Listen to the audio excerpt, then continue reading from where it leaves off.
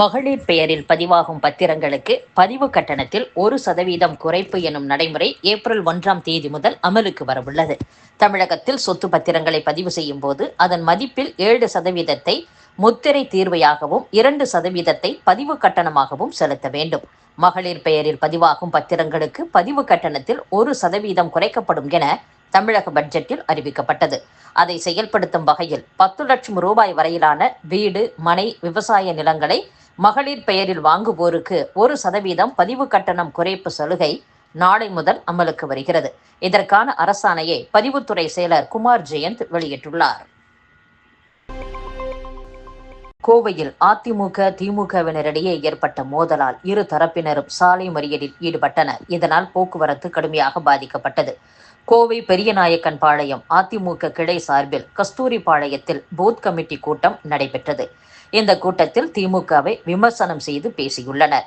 இதை அறிந்த பெரியநாயக்கன்பாளையம் பேரூராட்சி தலைவர் விஸ்வபிரகாஷ் அப்பகுதியில் உள்ள அதிமுக பிரமுகர் குணாவிடம் தட்டி கேட்டுள்ளார். அப்போது இருவருக்கும் இடையே தகராறு ஏற்பட்டதில் குணாவின் கைவிரலை விஸ்வபிரகாஷ் கடித்துள்ளார். குணாவின் உறவினர் ஒருவர் விஸ்வபிரகாஷை தாக்கியதில் விஸ்வபிரகாஷின் 2 பற்கள் உடைந்ததாகவும் கூறப்படுகிறது. குணாவும் விஸ்வபிரகாஷும் தனியார் மருத்துவமனையில் அனுமதிக்கப்பட்டனர். அப்போது மருத்துவமனைக்கு வந்த அதிமுகவை சேர்ந்த பெரியநாயக்கன்பாளையம் பேரூராட்சி முன்னாள் துணைத் தலைவர் ரகுநாதனை திமுகவினர் அடித்து உதைத்துள்ளனர். இதனால் அவருக்கு முகத்தில் காயம் ஏற்பட்டு அவரும் மருத்துவமனையில் அனுமதிக்கப்பட்டார். இதையடுத்து குணாவுக்கு ஆதரவாக அதிமுகவினரும், விஸ்வபிரகாசுக்கு ஆதரவாக திமுகவினரும் மருத்துவமனை முன்பு திரண்டனர். தொடர்ந்து மேட்டுப்பாளையம் ரோடு ஈஸ்வரன் கோவில் முன்பு திமுகவினரும், ஜோதிபுரத்தில் அதிமுகவினரும் சாலை மறியலில் ஈடுபட்டனர். அவர்களிடம் உரிய நடவடிக்கை எடுக்கப்படும் என டிஎஸ்பி அதியமான் உறுதியளித்ததை அடுத்து இரு தரப்பினரும் மறியலை கைவிட்டனர். இந்த சம்பவத்தால் கோவை மேட்டுப்பாளையம் ரோட்டில் அரை மணி நேரத்திற்கு மேலாக போக்குவரத்து பாதிக்கப்பட்டது. ஆன்லைன் சூதாட்டத்தினால் 87 பேர் உயிரிழந்த நிலையில் உச்சநீதிமன்றத்தில் தடை பெறுவதில் தமிழக அரசின் நிலை என்ன என்று பாமக தலைவர் டாக்டர் அன்புமணி ராமதாஸ் கேள்வி எழுப்பியுள்ளார். ஆன்லைன் சூதாட்டம் காரணமாக நிகழும் தற்கொலைகளின் எண்ணிக்கை நாளுக்கு நாள் அதிகரித்தபடி உள்ளது. கடந்த 3 மாதங்களில் 10வது தற்கொலை நிகழ்ந்துள்ளது. திமுக அரசு இயற்றிய ஆன்லைன் சூதாட்ட தடை சட்டம் செல்லாது என சென்னை உயர்நீதிமன்றம் தீர்ப்பளித்தது. அதற்கு பின் கடந்த 1.5 ஆண்டுகளில் 27 பேர் தற்கொலை செய்து கொண்டுள்ளனர். ஒட்டுமொத்தமாக 87 பேர் உயிரிழந்துள்ளனர். ஆன்லைன் சூதாட்டத்திற்கு உச்சநீதிமன்றத்தில் உடனே தடை பெறுவது சாத்தியமில்லை என்றால் தடை செய்வதற்காக புதிய சட்டத்தை சட்டசபையில் உடனே நிறைவேற்ற வேண்டும்.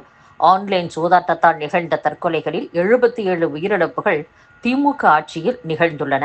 எனவே ஆன்லைன் சூதாட்ட தற்கொலைகளை தடுக்க வேண்டிய பொறுப்பு திமுக அரசுக்கு உள்ளது. ஆன்லைன் சூதாட்டத்தை தடை செய்யும் விவகாரத்தில் அரசின் நிலைப்பாடு என்ன? உச்சநீதிமன்றத்தை அணுகியோ புதிய சட்டத்தை இயற்றியோ ஆன்லைன் சூதாட்டத்தை தடுக்கப் போகிறதா அல்லது தற்கொலைகள் தொடரட்டும் என்று வேடிக்கை பார்க்க போகிறதா? இதை தமிழக அரசு தெளிவுபடுத்த வேண்டும் என்றும் டாக்டர் அன்புமணி ராமதாஸ் கூறியுள்ளார்.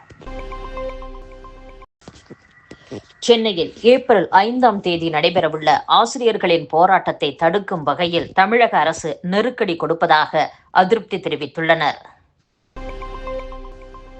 வைகை அணை அருகே கூடுதல் நீர் தேக்கப்படும் வகையில் புதிய அணை கட்ட திட்ட அறிக்கை தயாராகி வருகிறது என்று திமுக எம்பி தங்க தமிழ்ச்செல்வன் தெரிவித்துள்ளார்.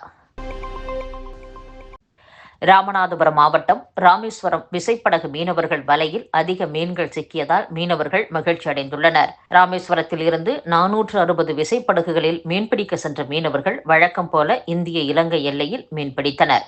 ஆனால் வழக்கமாக வரும் இலங்கை கடற்படை வீரர்கள் ரோந்து இல்லாததால் மீனவர்கள் அச்சமின்றி மீன்பிடித்து ராமேஸ்வரம் திரும்பியுள்ளனர். ஏப்ரல் 5ஆம் தேதி இலங்கைக்கு பிரதமர் மோடி செல்ல உள்ளதால் தமிழக மீனவர்கள் மீது இலங்கை கடற்படை வீரர்கள் கெடுபிடி காட்டவில்லை என்றும் இதனால் அதிக மீன்வரத்து சிக்கியதாகவும் மீனவர்கள் தெரிவித்துள்ளனர்.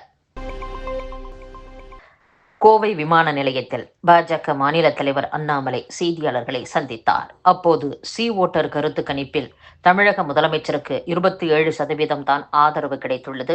எந்த ஒரு மாநிலத்தின் எவ்வளவு மோசமான முதலமைச்சராக இருந்தாலும் 40%ஆவது ஆதரவு இருக்கும். நல்ல முதல்வராக இருந்தால் 65% இருக்கும்.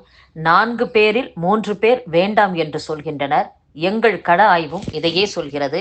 தமிழகத்தில் ஒவ்வொரு மண்டலங்களிலும் ஒவ்வொரு விதமாக மக்கள் ஓட்டளிக்கின்றனர். 5இல் 3 மண்டலங்களில் ஜெயிக்காமல் யாரும் ஆட்சிக்கு வர முடியாது. மாநிலத்தின் எதிர்க்கட்சி தலைவரான எடப்பாடி பழனிசாமி நாட்டின் உள்துறை அமைச்சரை சந்திப்பதில் தவறு இல்லை. முன்னாள் அமைச்சர் செங்கோட்டையனுக்கும் தமிழக வெற்றிக் கழக தலைவர் விஜய்க்கும் மாநில அரசு பாதுகாப்பு கொடுக்காததால் மத்திய அரசு கொடுக்கிறது. அரசியல் காரணம் எதுவும் இல்லை. நடிகர் விஜய் தன் நிலைப்பாட்டை தெரிவித்திருக்கிறார். அதை வரவேற்கிறேன். தமிழக மக்களின் நலனும் கட்சியின் நலனும் தான் எனக்கு முக்கியம். நான் அரசியலுக்கு வந்திருப்பது பதவிக்காக கிடையாது. ஒரு நேர்மையான அரசியல்வாதியாக வாழ விரும்புகிறேன். சென்னையிலிருந்து ராமேஸ்வரத்திற்கு ஏற்கனவே 2 ரயில்கள் சென்று கொண்டுள்ளன. 3வது ஒரு ரயில் திருவாரூர், திருத்துறைப்பூண்டி, பட்டுக்கோட்டை போன்ற அதிக ரயில் செல்லாத இடங்களையும் இணைக்கிறது. கோவை, ராமநாதபுரம், ராமேஸ்வரத்தை இணைக்க ரயில் தேவை என அமைச்சரிடம் கேட்டுள்ளோம்.